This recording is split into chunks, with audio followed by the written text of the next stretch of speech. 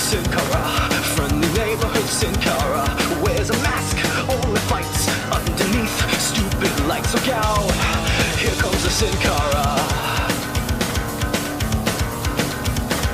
Can he botch? Listen, jerk, his Huracan runner will never work. Jumps the ropes, that was nice. This match was recorded twice. Look out, there goes the Sin Cara. In the heat of the night, he comes out of the blue, and with all of his might, points his finger at you. Sin Cara, famous luchador Sin Cara. He was blue, now he's red, dropping everybody on their heads. Look out, here comes the Sin Cara. Can he void? I can't say yes, but let's hope that he doesn't get a random test. To a flip, awesome bro, he got his left knee from a stereo. Look out, here comes the Sin Cara. There goes the Sin Cara. I think this is fake. You can't say that. I can say that. Wrestling's not fake!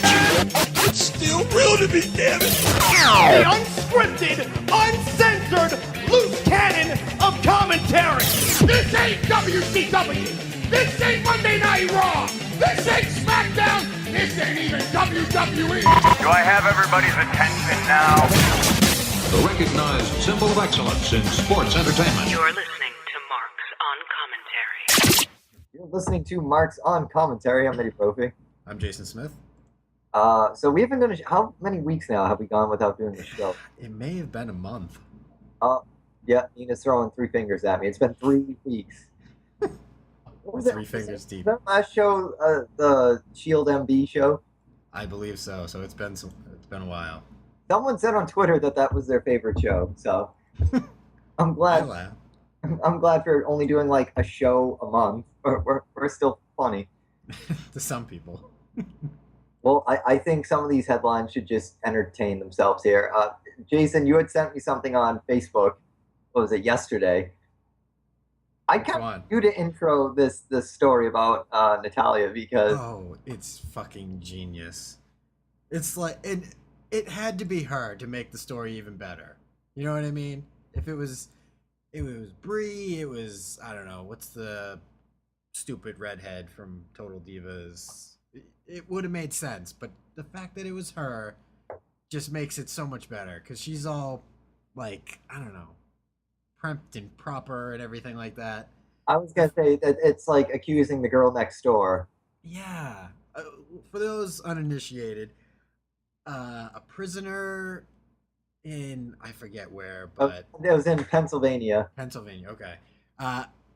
Filed a lawsuit on a handwritten note that basically said he was being abducted and held against his will by a dominatrix in Natalia.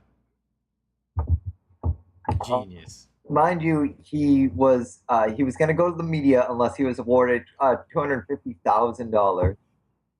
Apparently, Neidhart was a dominatrix who had beaten them while they were in hotels over the United States from 2005 to 2009. Forced him to endure sexual abuse, enforcement, and prostitution in Miami, Florida. Genius. This literally sounds like it could have appeared on Orange is the New Black. Like this, I want to see that episode. That sounds like something Crazy Eyes would have come up with. And not too surprising, the judge dismissed the suit on Monday, saying that the complaint was filled with quote unquote delusional language and failed to provide any standing under Florida law.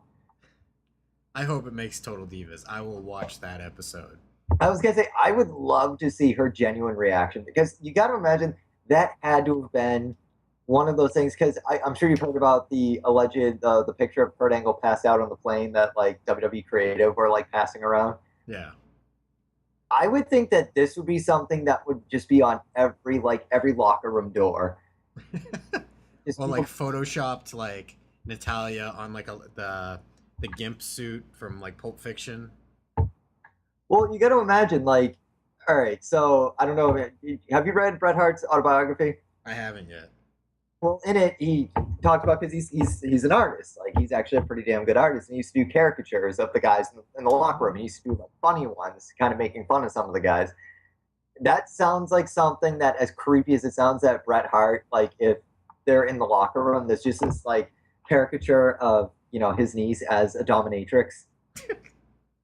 Again, it's creepy, I know, but that seems like something that she could get ribbed on so badly because it's so absurd. I mean, that's almost as absurd. I think the other story that I thought was just exceptionally hysterical was when Emma was released from WWE and reinstated in the same breath.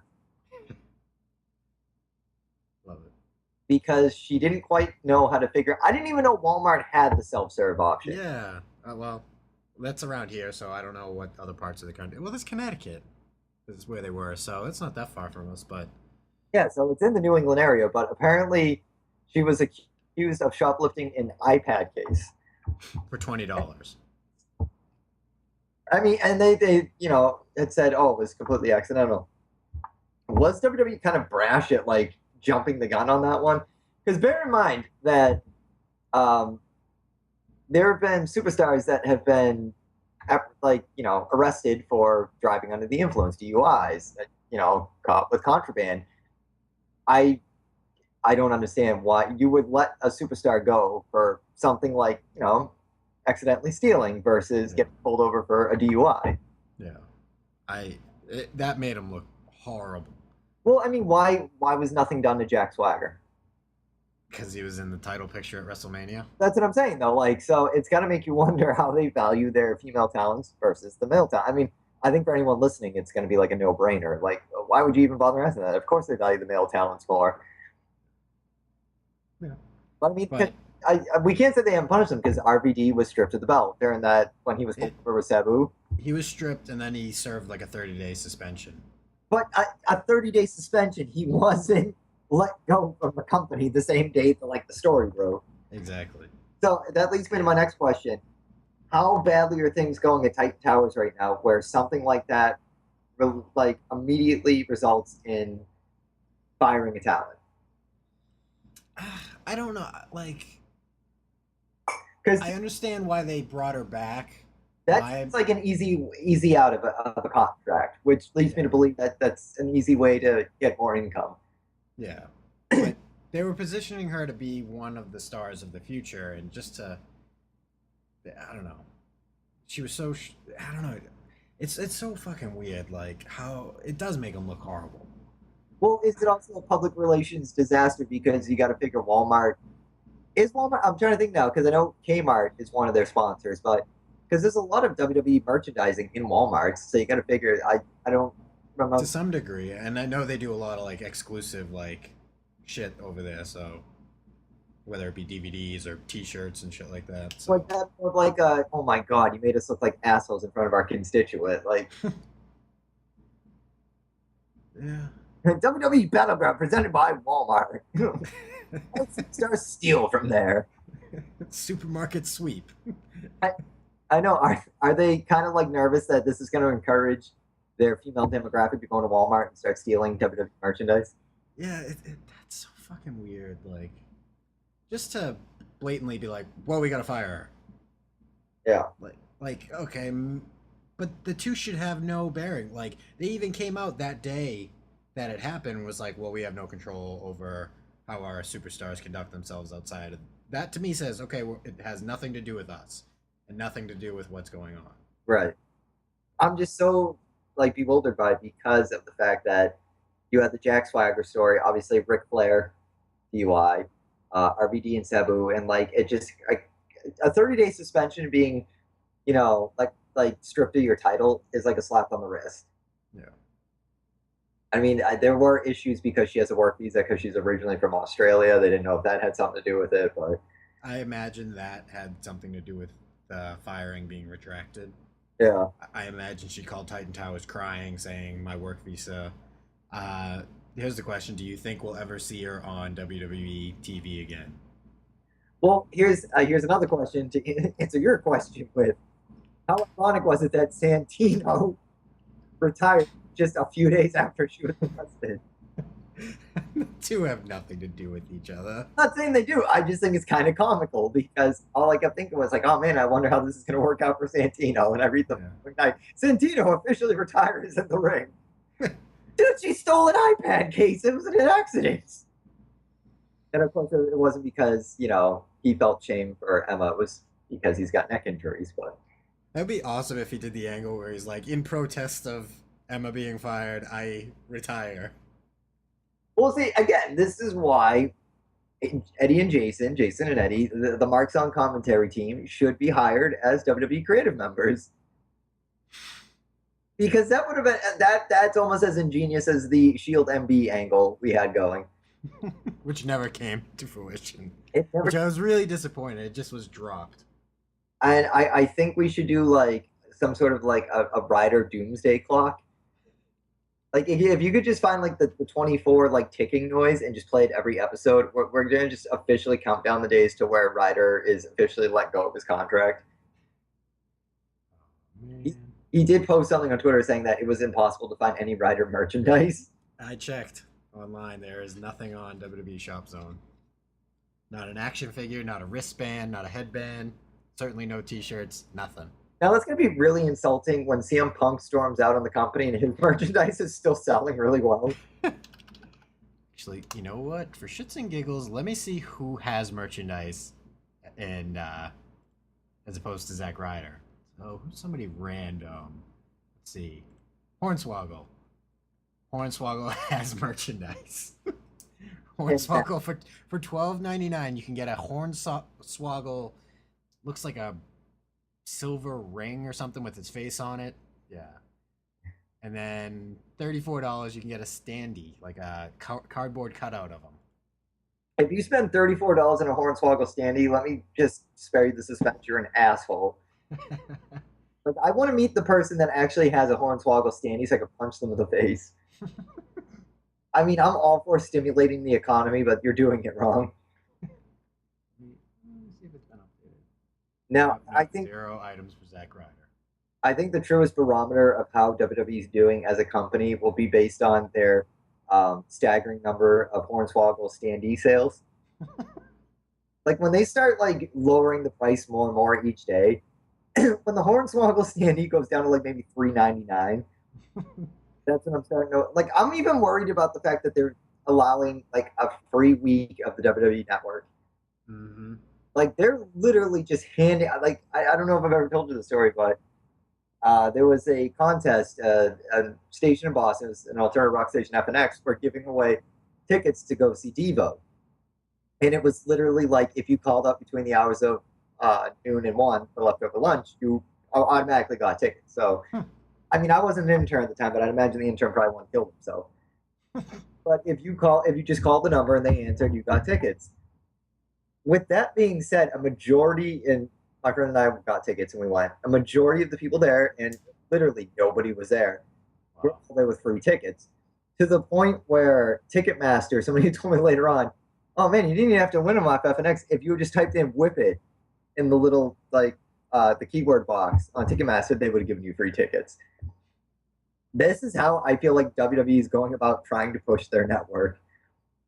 And on that note, Devo plays WrestleMania next year because that's how in touch they are with music. A great show, and the worst part was it was one of the best live shows I've ever seen. It's one of the best live shows that Eddie's seen that no one else was there for. It was kind of like going to a TNA pay-per-view. Wah, wah. And of course, I'm probably going to catch hell for that. Nobody will actually directly tweet me. That'll just all the hate will go to the MO commentary. Yep.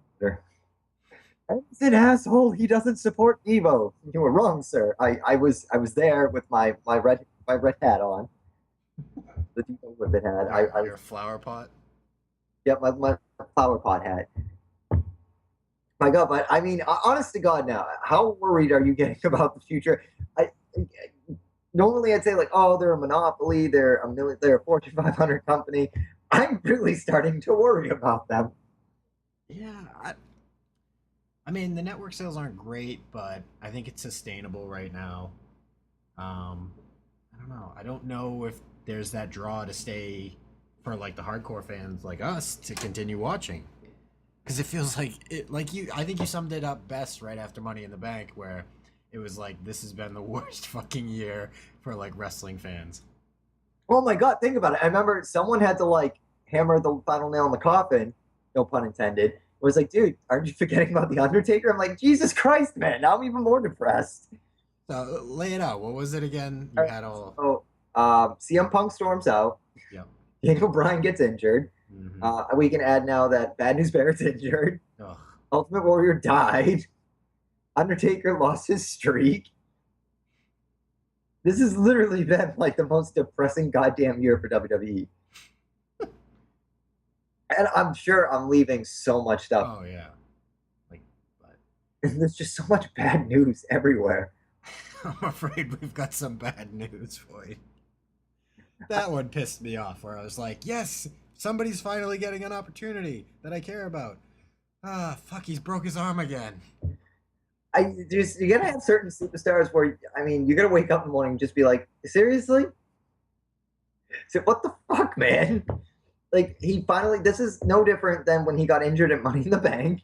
And there was that whole, like, rumor that he was going to be built up to potentially go into the title contention at SummerSlam. Yep. And he was out past Mania, I think it was.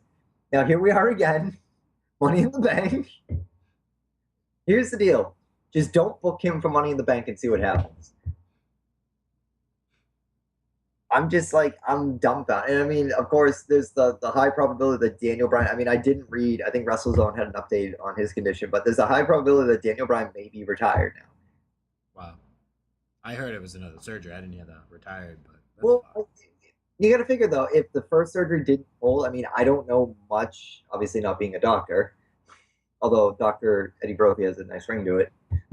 Not being a doctor, not being a sports entertainer, I would just assume though, with any kind of neck injury, if the first surgery doesn't take and you immediately have to go in for a second one, that's probably not a good sign. Yeah. Well, you know what? I've been listening to a lot of people say, you know, the second you start dealing with neck shit, you know, it's like flipping the hourglass over because time's running out on your career. Well, that's the thing. The worst injury you can get in this business is a neck injury. Yeah. I mean, look at Edge, for Christ's sake. I mean, done. Granted, his career, I feel like, now I could be way off on this, but, well, I am way off on this, but I don't know. I just felt like they were able to get more out of Edge after the neck injury than they got out of Steve Austin. I felt like as soon as Steve Austin got that neck injury, like, his time was just ticking. Yeah. And that could just be from the perspective of a Steve Austin fan who kind of felt like his run in WWE was way shorter than I ever imagined it was going to be. Yeah. No, but it's true. Like, now look at Angle. Angle's a mess. I'm trying to think of other guys that have had horrible neck injuries and shit. Santino just came right out and retired. Yeah. I can imagine the extent of his neck injuries. But it's like everybody's dropping like flies. Like, but fucking Super Cena just won't go down. That's the thing. Like, that keeps getting me. Is like everybody's hurt, but the guy that's at the top of the company just can't. You can't knock him down. Like, yeah, I respect like the physicality that he takes and everything like that, but it's like, motherfucker, just stay down. Like, he's fucking Jason Voorhees. Like, he just will not stop. So I think from now on, every WWE pay-per-view should be titled like a Friday the 13th movie.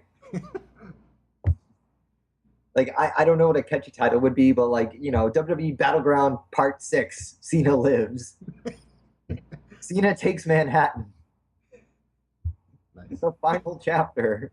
WWE Battleground 5, the new chapter. Cena in space.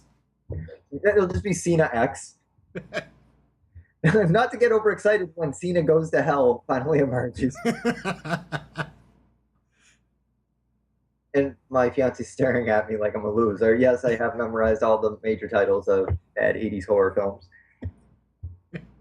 And she's not getting any of them. She's like, what the hell is he saying? Those are actual titles of those movies? Mm-hmm. Cena 3D. Now, all right. Now, if we're equating Cena to Jason Voorhees, who is the Freddy Krueger in the I was just trying. You want to say Punk, but he's not there anymore. Well, that doesn't good ring Cena versus Punk. Would Brock be? The Freddy Krueger. Maybe.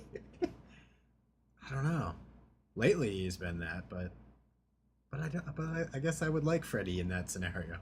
Well, that's the scenario. Is you have to find someone you like, and we want to say Punk, and of course now that AJ Lee's come back and she's reclaimed the Divas title, everyone does again Punk talk again, and I do actually agree with a lot of the commenters on WrestleZone that have said it's really disrespectful to chant CM Punk's name during an AJ Lee match.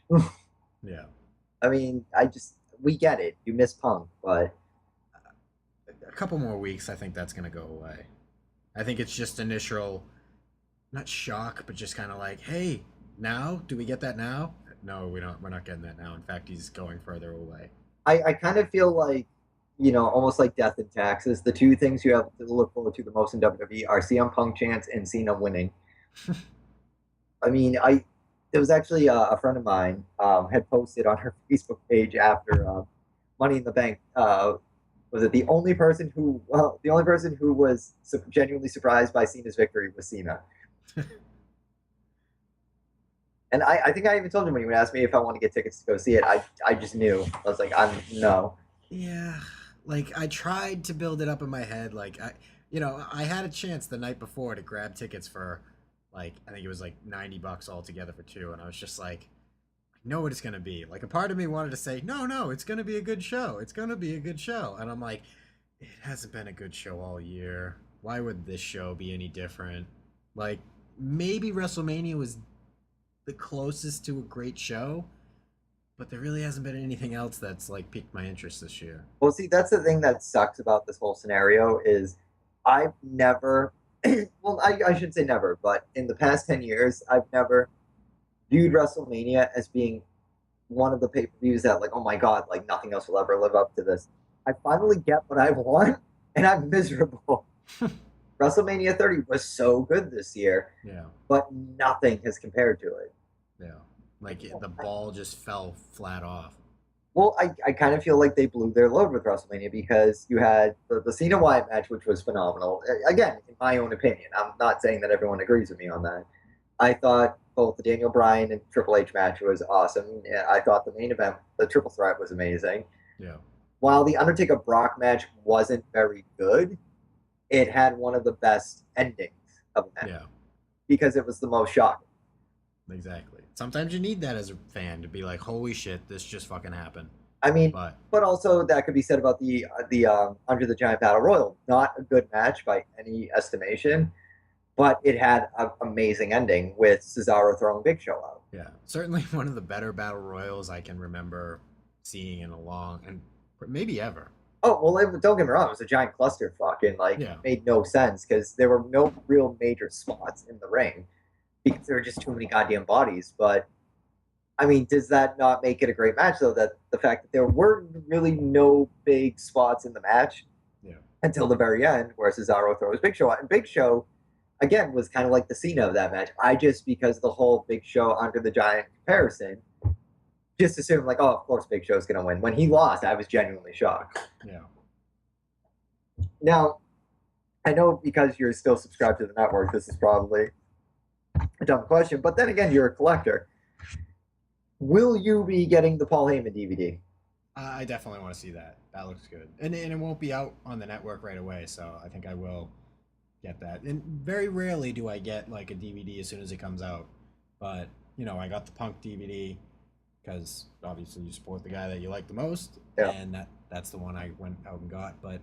And then the last one before that was like the Rise and Fall of ECW, so like this is definitely on my list of I gotta see it. I agree. I agree with you on the fan thing because I marked the fuck out the Ultimate Warrior DVD. I regret nothing, but can I tell you how jaded I got when I went on Netflix the other day and saw that the Ultimate Warrior DVD was on there? Yeah. And I'm still amazed that they actually, on Netflix, they still have recent, what was the one of the more recent ones? They had a recent WWE pay-per-view on there. Yeah, that's a first for me, is seeing like an actual pay-per-view. Before it was like compilations and shit like that. Now they're actually putting up whole events, and I'm like, that's a good idea. I mean, but I don't know how that hurts your network. But I mean, if your interest right now is to promote and sell your network, why are you letting Netflix do this? Like, does that kind of show a bit of skepticism or lack of faith in what you're trying to do as a company with your network? I don't know.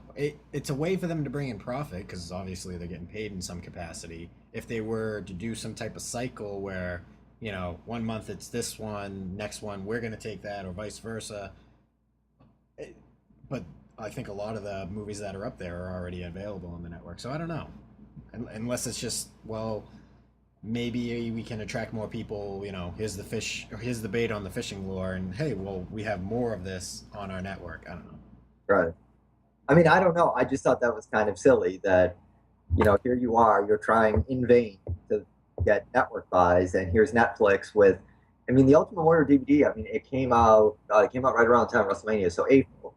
Yeah. Granted, it is July. It's been some time, but it hasn't been long enough, I would think, for either your DVD sales to fall dramatically, unless they did, or for somebody not to say, like, oh, I can just find them on the WWE network. Yeah. I mean, they did an entire week when he died, and most of it was just footage re-edited from the DVD. Yeah. Now, what are your thoughts on the quote-unquote cryptic tweet that Sting posted? I think, like most people, it's gonna just play out to be a part of the video game. Now, are you shocked at all? And a lot of people seem pissed off about this, that John Cena is the cover star of WWE 2K15. Nah, doesn't bother me. I mean, I'm actually kind of surprised that, I mean, obviously he's... Actually, I gotta think about that one. Bless you. That had nothing to do with... Oh, yeah. See, we're polite. I'm trying to think, because I can't remember any of the covers that Cena was on for WWE. I think they said 2011, 2010 might have been the last one, so it's been some time. I was gonna say, because I know for a fact he was on 2006. Because I think it was him and Batista that was on the SmackDown vs. Raw covers, being the respective champs. But I think they're trying to singularize it too, where it's one guy as opposed to it being, you know, let's put all the faces of the WWE up on it. Right. So I'm actually surprised that he wasn't one of the first. Because it was Punk who was the first. Punk was the first. No, actually, Orton in 2012. Punk in 13. Last year it was The Rock. So you're right. It was Orton. Yeah, you're right. It was Orton 2012. I remember that now. Yeah. I still gotta get the what is it, 2K13 or whatever. WWE 13. I don't have that. I gotta get. It's on my list. Oh, the Punk one. Yeah. It's the Punk and the Attitude one. Well, here's the thing. I have the Wii, and of course the Wii version is the most expensive version. I'd also kind of wonder if the Wii version is more complicated than the other versions, just because of the way the controls are on that. Maybe. Yeah, I don't know on that one, but I don't know. I imagine because Psycho Sid posted a similar tweet, it just said 7/14/14. I do wonder if that's him kind of prodding the internet, because if you look at the difference between the two photos, it's night and day. Like, unless it's just Sid, I don't know how to operate an iPhone, but like, it's very pixelated as opposed to Sting's, which is like brightly colored. You know, you can tell it's like a high-res photo. I don't know. That's just my opinion. I don't know. It's an announcement that he's like the unlockable character, or because I had heard somewhere, read somewhere, I could be wrong, that Hulk Hogan was going to be the other cover star. So, I mean, if it is Sting as the other cover star, I mean, awesome, but is there a chance then that he'd be on WWE television to promote that, or is that strictly going to be like an online or WWE network thing? Maybe, but I think of it like how Warrior was last year, where maybe there's a commercial.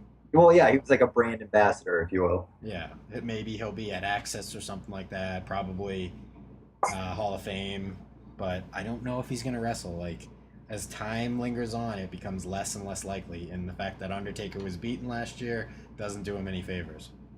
Well, right, because, I mean, unless you have the big retirement match for both guys, and I've been reading, you know, updates on Taker when they're posted, basically saying that Taker, I mean, it's been a few months out now, and Taker's still saying, yeah, I'm still crap after that match. Yeah.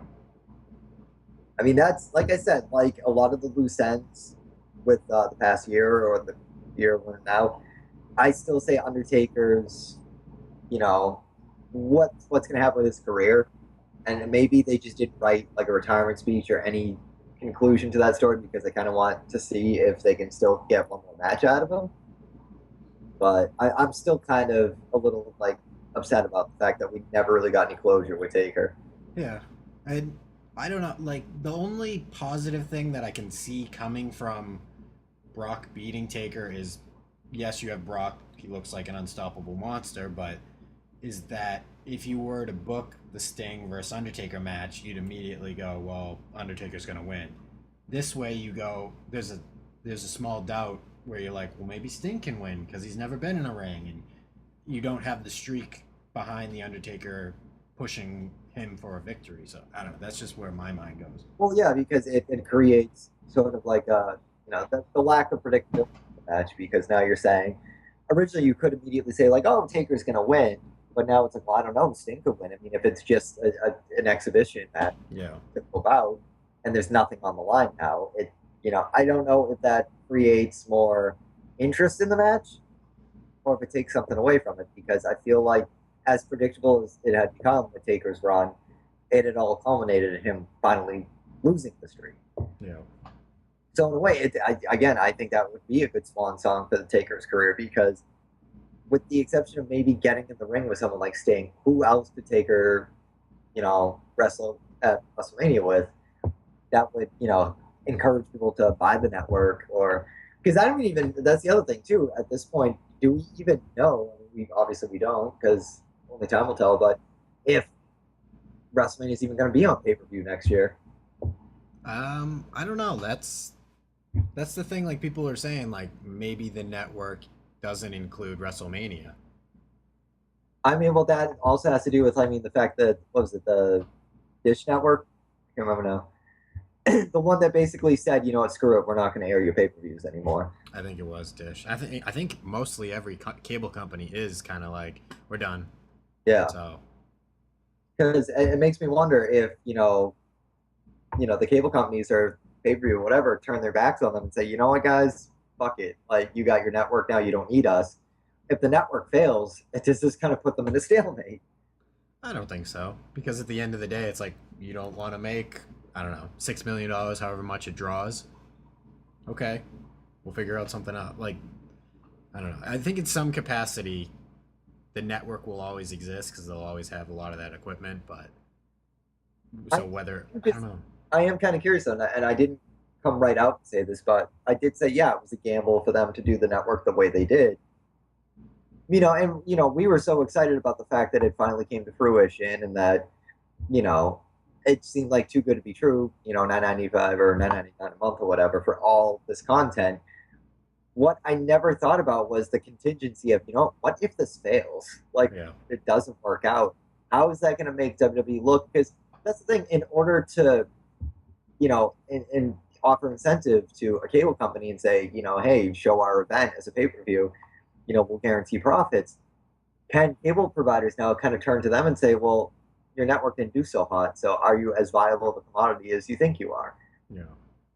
Do they now go by the old track record of the amount of buy rates that the pay-per-views got before the network, or are they going to go post pay-per-view, even though they're still calling it pay-per-view, but they're going to go, post pay-per-view into the WWE network? Is that going to kind of be the measuring stick of WWE being profitable or not? Maybe. It's so difficult to say what they'll do, because there's been no even mention of it. I think they're in it to win it, to make sure that this succeeds, and whether it be the network we know today or it evolves into some, well, you just pay for WrestleMania or whatever. I don't know. It's hard, though, because we had done a whole show on it. I promise we won't do that again tonight, but it does raise a lot of questions, because people could argue, well, because it's internet-based, maybe there's not enough people that want to watch it, but you don't have to watch it on a computer. You have, people that have any gaming console, you can watch it on there. Mm-hmm. If you have Roku, I was introduced to Roku when I started dating my fiance. I didn't know what the hell it was. There's more options now. Fuck, just, plug in the HDMI cable into your flat screen if you have one. Yeah. So I don't really know if some people would say, well, it should have just been on a basic cable type thing. Well, would that even have made a difference? I don't know. I think this is the right way to do it right now. This is the future of what entertainment is. It's just a matter of, was WWE too soon to pull the trigger for something like this? I think with a lot of people, though, and it's funny because one of the things that a lot of people bitched about over the past 5 years was that WWE did not give talent enough time or they didn't invest enough time to cultivate their talent. This is the thing, though. I think people are quick to dismiss the WWE Network as a bad gamble, but as innovative as it is, people tend to forget innovation takes time. Mm-hmm. it's just one of those things. Like, it's not going to be an overnight thing. It's going to take, I mean, I joke about the whole Devo scenario, but they kind of have to do, ideas like this. Like, you had pitched to me, like, if you're their friend referral and you get the gift cards to the Shop Zone, and now they're just like, fuck it, it's free for a week. I mean, that's kind of what you have to do. I don't know. I guess it just worries me because I've never thought of Vince McMahon as being vulnerable financially. Yeah. Especially after buying or acquiring ECW and WCW, that WWF or WWE became the mega power, Yeah. So it just kind of seems interesting to see them in a position where they're so vulnerable to, profit margins and quarter reviews and stuff like that. Yeah. I do find it interesting that they're now preparing to announce the total number of subscriptions in the end of July, because that's like the point where I think they'll be able to go to investors and be like, look, it's at an all-time high, but within the next, I don't know, 30 days, everybody's able to jump off if they want to. So, well, right, exactly. It's, look, it jumped, but that's probably as high as it could go. Yeah. Well, right now, anybody who's paid is locked in right now. So after that point, numbers can drop. That's also why, obviously it was pretty much a determined thing that everyone knew Cena was going to win the championship when the SummerSlam poster, the cover art for the DVD was leaked, and it was him and Lesnar. Yeah. I mean, so obviously that's a huge return, and they did say that around the time where people can cancel subscriptions is Night of Champions. Yeah. And if Lesnar wins the title at SummerSlam, he's going to defend it at Night of Champions. So he's on the calendar again. Jericho came out of nowhere. That was a nice return. I think they needed it. I think that was kind of a desperation move, too, on their behalf. Well, I think I'd even said to you at Money in the Bank, like, this would be a good time for Jericho if he's ever going to come back to probably do it around now, because he's one of those guys his run's going to be predictable. He's going to come in. He's going to, I don't want to say job. He's going to put a younger guy over. He's going to, basically commit to, a not heavy schedule, but a lighter WWE schedule, and then he's going to take off with his band again. Yeah. I mean, the thing is, and it sounds awful to say this, or people are going to think it is, but Jericho doesn't need us or WWE. I actually haven't had the chance yet, but I would absolutely love to hear his podcast. Oh, that's awesome. He's great at it. So, I mean, that's the thing is guys like Jericho have backups. Mm-hmm. I mean, the nice thing about it is he is humble, and he does not refrain from saying that he owes the fans, because he wouldn't be where he is. But in actuality, from a business standpoint, no, he really doesn't need the WWE as much as they need him right now. Yeah. And the nice thing, too, about him is, like, he cares, and he's not going to come back unless he feels he has something interesting to do. I mean, would Bray Wyatt have been the first guy I would have chosen? No, but that's not necessarily a bad thing. That was an interesting choice. Yeah. That's something I'd like to see simmer for a couple months, but maybe it is. Maybe it's gonna. Maybe they top it somehow at SummerSlam with some huge match. Hopefully not another Ring of Fire, but yeah, I could do without another one of those. I'll be honest with you. I really could. That I was just so like, why bother reintroducing Attitude Era matches if they're gonna be like the decaffeinated version of the Attitude Era matches? So, I mean, I don't know on that one. I'm kind of curious myself. But how about the whole idea of John Cena and Brock at SummerSlam? Where do you stand on it? I don't get me wrong. The Night of Champions match was really good. I just don't. I don't know. I just felt like that was a one-time match. Yeah. I don't know. Like, Brock's just kind of in that weird stage right now where I don't think he's getting really cheered or booed. I mean, I think in that case he's going to get cheered because they want to see anyone but John Cena have the belts. Yeah. Which that is interesting. But I mean, I don't really agree with that either. I mean, I don't want to cheer for a guy simply because he's not the other guy. Yeah.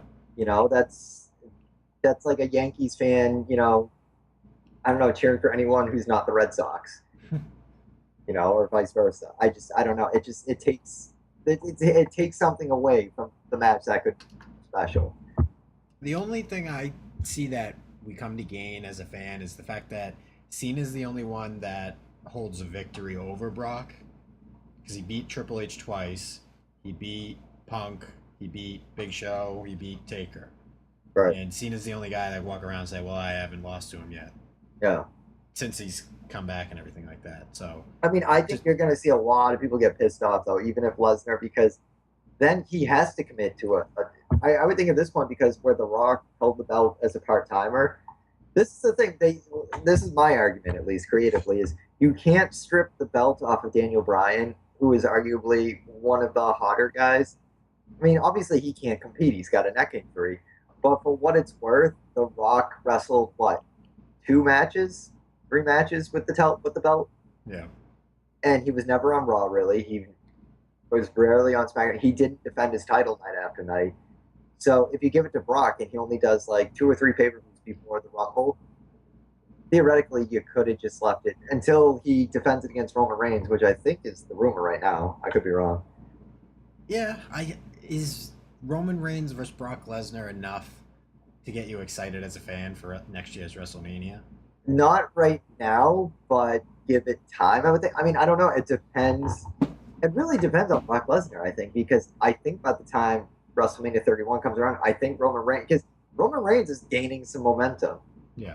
He really is, with the fans at least. I think, and it's funny because I went from saying originally, oh, Dean Ambrose is going to be the guy, and it turns out to be Roman Reigns. Mm-hmm. But I love the fact that Dean Ambrose still has a lot of clout with the fans, even.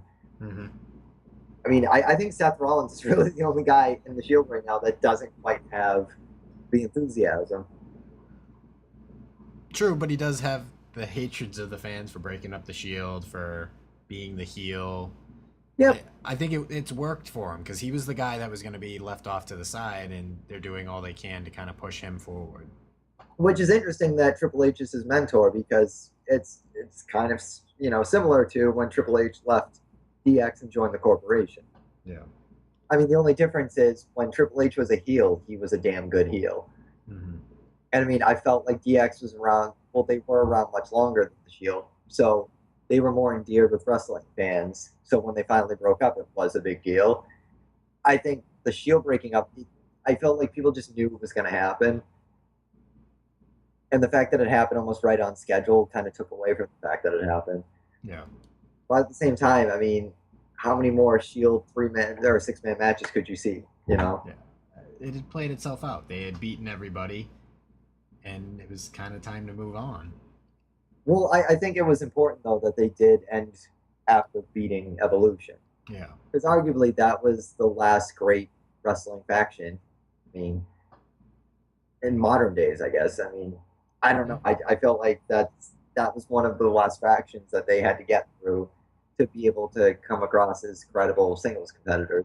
Yeah. I mean, I don't know. Overall, right now, your review of where Battleground is heading. Transitional pay-per-view? Well, again, we just had Money in the Bank. Yeah. I mean, I think they could have, eased into it a little more. Yeah, it just feels very abrupt and almost forced. Like, oh yeah, we got to do another pay-per-view. Well, Randy Orton again is in the title picture. Kane, all your favorites, because you love tuning into Kane and Randy Orton matches now. I feel even bad because I've always been a huge Kane fan. I'm tired of it. It's like it's been 15 years, man. It's like, go away for a year. Let me get excited about you coming back. Like there's nothing. I don't know. I love Kane and respect him, but it's like it's played out. Again, I think that his career kind of plateaued once he came back with the mask, and then he did his stuff with Cena and Zack Ryder.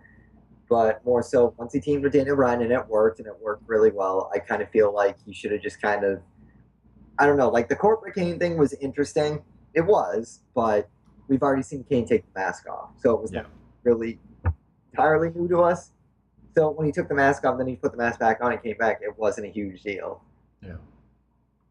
I mean, that was the whole thing with Kane coming back with the mask is, that character lost something when he lost the mask. I mean, I'm not saying that his character is contingent on a mask, but it kind of was. That was the whole story. Yeah. When he removed the mask in that match with Triple H, and he realized that he wasn't actually burned, and then they, it wasn't physical scarring, it was mental scarring. I think that's when they pretty much like they kind of took Kane out back and put a slug in the back of his head.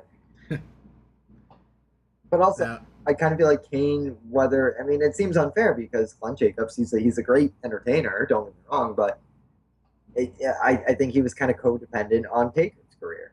mhm. I mean, for God's sakes, even when he took the mask off, how many Taker matches did he have versus everybody else? Mm-hmm. I mean, I've always kind of felt like that's been what has sustained Kane for so long is the Undertaker. Yeah, no, definitely. So, I mean, again, I'm bummed out because I didn't get that picture perfect finale at the Hall of Fame where it's Taker, Bearer, and Kane all going in together. But I mean, I don't think I still will argue that I think the time should be near for both Taker. Yeah. I mean, it's not up to me when a person's career should be over, but at this point, I would kind of argue that there's not much left in the tank for Kane. Yeah. There's not much creatively that you can do with him. What more can you do with the guy?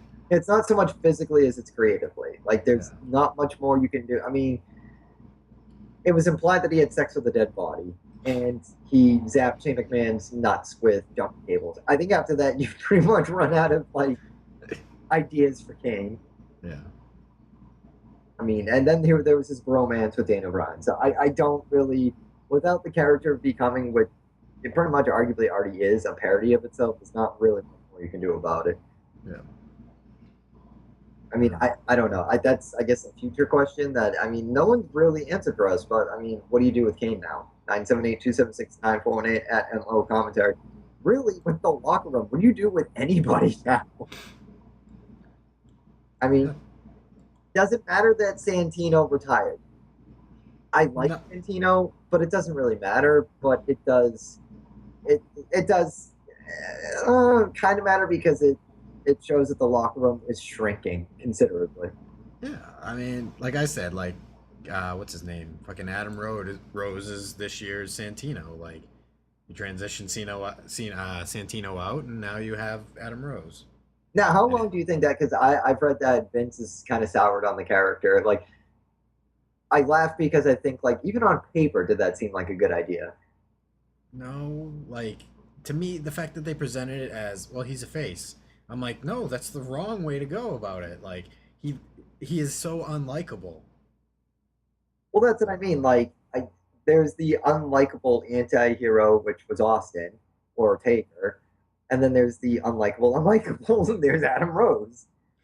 There's the guy that people should be booing because he's an asshole, but they're actually cheering because they kind of get behind that whole anti-hero bravado. Yeah. There's someone like Adam Rose who's a joke. Yeah. If Chris Jericho wasn't as good of a competitor and entertainer as he was, and people can get mad at this, but that could have easily been Chris Jericho. Yeah. Yeah. That's a great point. No, for what it's worth, that could have been Chris Jericho. If he did not play his cards right, that could have been him. Like, 1999 could have been a worse year for Jericho than it really was. But because Jericho was resilient and he has a lot of talent, that's not to say that Adam Rose doesn't have talent. I just haven't seen it yet. Yeah. You know, because the whole Y2J thing, yeah, that was kind of the gimmick, but the man could back up the gimmick. I don't think Adam Rose can back up this whole douchebag on a rave bus. I really don't. I mean, I don't know if we got any tweets this week, but I would be elated if hashtag douchebag on the rave bus was a thing, kind of like Shield MB that would catch on. Let me go check out.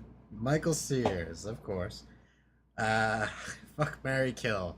Sister Abigail, Little Jimmy, or Head from Al Snow. That's not Al Snow, but that's by far the most brilliant fuck, marry, kill scenario I've ever heard. It's almost too good to answer it. So you have a made-up person, an invisible person, and a plastic head. Now, here's the thing. If you fuck Little Jimmy, you're a fucking creep.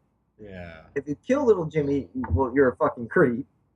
If Mary Little... You know what? I think Michael Sears just wants to see who's a bigger creep, you or me. How about we kill Michael Sears for asking this question? I take it back. This isn't a brilliant fuck, marry, kill. This is a very compromising fuck, marry, kill. Now, all right, well, here's the thing. We get the whole Little Jimmy thing. When are they finally going to introduce or kind of divulge the whole Sister Abigail backstory. That one I am actually kind of curious about. There is a build up. I imagine they're gonna unveil somebody to be her. I don't know. Like, I suppose when the character gets stale, but I was gonna say, because how do you build this thing? Is it one of those like, shit, we created this like Sister Abigail thing to get people's attention, but we never really had a conclusion or like anything to flesh out with it? maybe they're waiting to see when somebody rises from NXT where they're like, we like this star, or Because I'm curious, would you make Sister Abigail like an NXT star, or would you kind of, because right now they're big on, the Miz coming back, Jericho, because they want to bring in the names that were bankable, that were marquee names to help push the network. Is that something you could do with a former diva under the Sister Abigail gimmick? I don't know. I don't think there's any, what, are you gonna bring back Karma or something like that? And I don't know. I'm just saying, like, it just seems kind of funny. Is Sister Abigail even a female? Hey, Jericho made it work with the whole, the little girl scenario with those vignettes, and she'll let me know when my time is here, and there was never ever a little fucking girl. And at the time everybody thought it was going to be Stephanie McMahon. It could be the same thing with Sister Abigail. And maybe Santino's already plotting his return. You never know. Santina. This whole time. it's been Santina. Only if he says it like Vince did when he revealed he was the higher back. It was me, Austin. It is horrible, like Italian accent. It was a me, Austin. He does it like, there's video of him talking normal, and it's like, it throws you off. Like, he's walking around like, I guess he's got like a wrestling / MMA studio or something like that, and he's walking around giving a tour, perfect like English, and he just like, it throws you off. Like, no, you're supposed to have a horrible Italian accent. Okay, now here's going to be the mindfuck of all mindfucks. Muhammad Hassan was not Muslim. He wasn't even Indian. He was Italian. All right? Santino is actually fucking Canadian. Take that, Marks on Commentary listeners. Ruined your whole perspective. I mean, for a Canadian, that was an impressive unibrow for a while. That is a very Canadian. Sears also wants to know, is TNA still looking for people to buy them, or is that over? It's a good question. I kind of look at it as they're going to ride it till the rims fall off now. I think selling it is kind of gone, and at the 0 hour, if they need to sell, it'll go to Vince and WWE. Well, I mean, for what it's worth, I mean, everybody thought MySpace was kind of this, like, graveyard of social media, and Justin Timberlake purchased it, tried reinvent it. Perhaps Justin Timberlake could do the same thing for TNA. It's a wrestling cemetery, essentially. I don't know. I mean, I don't know. Yeah. I don't know. I'm impressed lately of how they're setting up their shows. I've watched a couple episodes, and it feels a lot better. They brought back the 6-sided ring, which I know a lot of people are bitching, but I'm like, it's different. It sets them aside. They've positioned Bobby Lashley to be their champion, which is more legitimate than Eric Young was. I don't know if there's enough there yet, or still anything there yet that can get this company back on track. If they try to not be WWE light, they've got a chance. If they're stuck, well, we're gonna keep, it's constantly a nudge. Hey, you know WWE? Well, we like them too. That doesn't work. Like, you need to be an alternate. I think actually I have a brilliant, legitimate listener question that I would like some answers to. If you want to post it on Twitter after the show, or sure. If people listening to the show, 978-276-9418. Which would be the bigger failure, WWE Network or the TNA Network? I know people are thinking about it. Don't act like you're not. Now, would the TNA Network be free? If TNA just said, fuck it, let's go all in on this bitch. We're going to under anyway, so let's go out swinging. Ladies and gentlemen, it's the TNA Network. I mean, I don't know, like, or just, going public and saying, anybody can be a shareholder of TNA stock. Yeah. We'll make Enron look impressive. I don't know if you heard, but they're running their big show, their quote unquote WrestleMania in Japan this year. That How was do you? interesting, actually. I'm kind of a sucker for like international pay-per-views, like when New Year's Revolution was done in Puerto Rico. I thought that was actually really interesting. Yeah. I mean, obviously England's been done, but I think it'd be really interesting if WWE did a live pay-per-view in a different country. Yeah. Or it doesn't even have to be a quote like a pay-per-view. It can be, I don't know how they used to do like the Mayhem in Manchester, like a special show where don't classify it as a pay-per-view, just classify it as a special show. Yeah, but make it available. Well, obviously now they can on the network, but that's the only problem is you couldn't get your hands on Rebellion or Insurrection or anything like that until it came out on video. Yeah. But fuck, you could, air it live at 3 o'clock in the morning or something like that. I still think that there's still room for potential growth with a late night WWE Network viewership, or just a kind of like a hardcore late night. I don't know. It's no different than HBO or anything like that. You show your regular movies or documentaries, whatever, during the morning and afternoon, and then you have your special Sunday night shows where you have your TVMAs or whatever, or your more risque documentaries. I still think there's room for WWE to do something similar. Yeah. So it takes some risks. I mean, that's the whole thing. In order for this gamble to really seem worth it, they need to take more risks than they're taking. Yeah. There's been nothing that's been like, that's the big problem. Aside from the pay-per-views, there's nothing that's been like, you need to see this because it has to do with your favorite storylines or anything. It's just been like these side little, well, isn't this cute? Like, we have a bunch of legends in a house. Plays no effect into what happens on TV, but that's because they save it all for Twitter. Literally, when you've reached a point in sports entertainment where Twitter keeps the ball rolling with a feud, more lack of faith in your network. Before we wrap up here, because obviously, do we have any more tweets? That was it for this week. Although I do want to shout out, and this is mostly my fault, is to the members of the blog.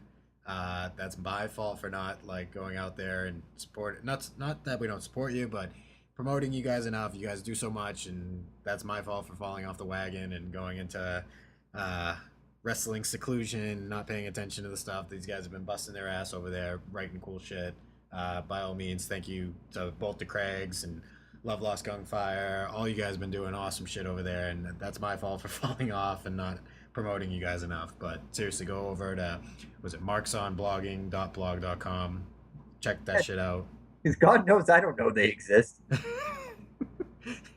You still have to do part of your blog, sir.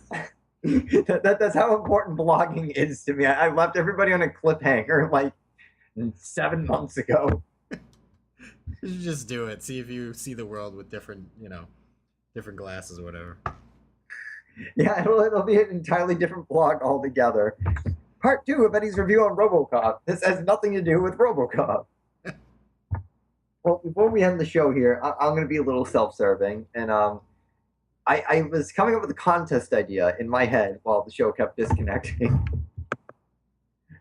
Now, I turned 27 on Sunday. Yes, I'm that narcissistic. I'm going to point out that it's my birthday this weekend. If somebody can create the most inventive way to wish me a happy birthday by midnight on Sunday, I will find something to send to you. Possibly a thank you note in the form of a WWE Valentine that I didn't make good use of around Valentine's Day. Yeah, so if you give me your most creative happy birthday, I will send you a WWE Valentine.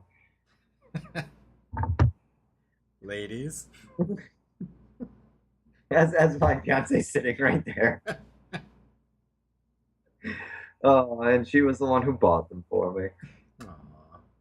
Yeah, so 978-276-9418 at MO Commentary. The most creative, funniest, or creepiest way to wish me a happy birthday will earn you a WWE Valentine. Yeah, that's WWE giving away their network for a week versus Eddie giving away Valentines. Who's in the worst spot in terms of promoting their product? Well played. Yeah, well played indeed. So 978-276-9418 at MO Commentary, marksOnCommentary.blog.com. For all you faceless, bleeding hearts that I have no awareness of, Jason appreciates you. That's all you need to know. Enough to forget to promote you for a long time. Apologies. We're going to go from saying this is a bi-weekly show to a bi-monthly show. It's working. Are we actually getting... I haven't even checked on that. I don't know. I have to go and look and see how many listeners we've had I'm in gonna- the most recent episode. I think I'm going to induct Michael Sirius into the Marks on Commentary Hall of Fame. As the most faithful follower we have. Even though he told me recently on Twitter that I smelled. Well, you know what, you son of a bitch? If I wasn't trying to give away half-used sticks of deodorant, this may not be the case. So I moved on to Valentine's. We are Marks on Commentary. I'm Eddie Brophy. I'm Jason Smith. I can't tell you the next time we'll be around, but hopefully by then we will get Sister Abigail in the form of Santina. You'll hear our SummerSlam review.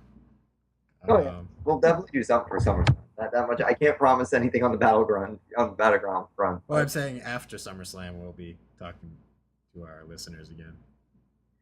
Basically, the only way that the show will probably go back to being on a weekly basis is if WWE stock plummets so badly that they have dismantle the company, or if TNA unleashes the network and somehow surpasses WWE in profits. Something gigantic. I mean. Otherwise, I stand by my statement I made on Twitter. This has been the most depressing year and a half of wrestling. Sigh. Again, the Marks and Commentary. We will talk to you next time. Good night.